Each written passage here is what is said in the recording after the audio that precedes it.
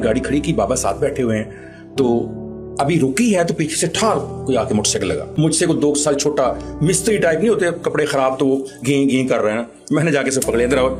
वो कहता है कि बाबूजी जान दो सर जी, गलती होगी। तो उसने कहा कि बाबूजी माफ कर दो। मैं कहा बकवास करते हो, माफ कर दो, खर्चा पूरा करो, बताओ तुम्हारी दुकान कहाँ है, उधर मैं तुम्हें लेके चलता हूँ। इतने लफ्ज सुने तो बाबा गाड़ी से बाहर निकले हैं, आए हैं और बड़े गुस्से से मुझे कहते हैं तुसी गाड़ी 'च बैठो। मैंने कहा शायद गाड़ी के नुकसान की वजह से ना बाबा मुझसे नाराज हो। मैंने कहा बाबा मेरा तो कसूर ही कोई नहीं, आपके सामने। कहते आप गाड़ी में बैठे ना, जाके आप गाड़ी में बैठे। तो मैं फिर खड़ा ऐसे देख रहा हूँ कि कैसे कभी इनका लहजा ऐसे हुआ नहीं। तो बाबा ने ऐसे जोर से हाथ पकड़ा और पकड़ के ना मुझे खोल के कहते तुम बैठो इसे।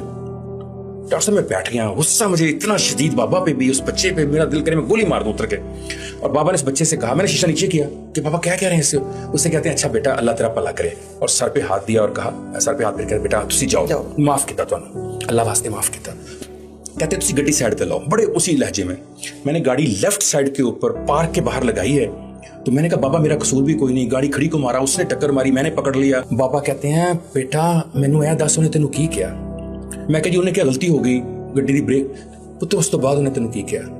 मैंने कहा बाबा उसने मुझे कहा कि माफ कर दो। कहते तुसी उन्होंने की किया। मैंने कहा मैंने से कहा माफ नहीं करना। क्या कहते ऐसे याद किया। और फिर बाबा की आंखों में आंसू आ गए। बाबा ने ऐसे 1-2 लम्हे रोका और कहा पुत्र जे यही लफ्ज तेनू तो मैनू रब ने कह छड़े, साडा की बनेगा। और फिर एकदम जज्बाती होकर कहते हैं बेटा माफ करना खालिक की सिफ्त अव्वल है और माफ ना करना शैतान के चेलों का काम।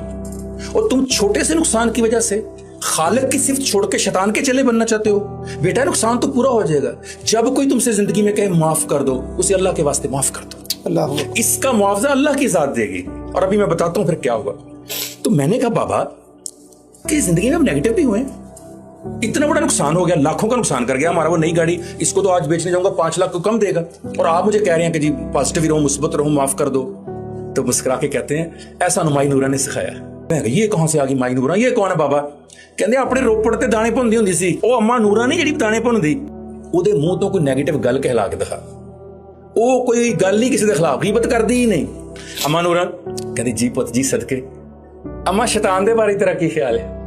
अब विशफाक साहब कहते हैं जिसको कुरान ने मरदूद कहा हो, जिसे अल्लाह ने धिक्कार दिया हो, जिसे दुनिया में कोई पसंद ना करता हो, उसकी इबादत ना करे, उस पर भड़के ना, मुमकिन ही नहीं था। माई नूरा ने बगैर सोचे अगले लम्हे क्या पुत्र पढ़े लिखे गल्लां ते मैनूं नहीं पता।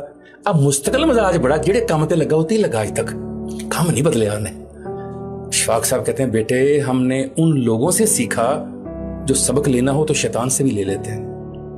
बेटा तुम लोग उन लोगों में रहते हो जो रहमान से भी कुछ नहीं सीखते।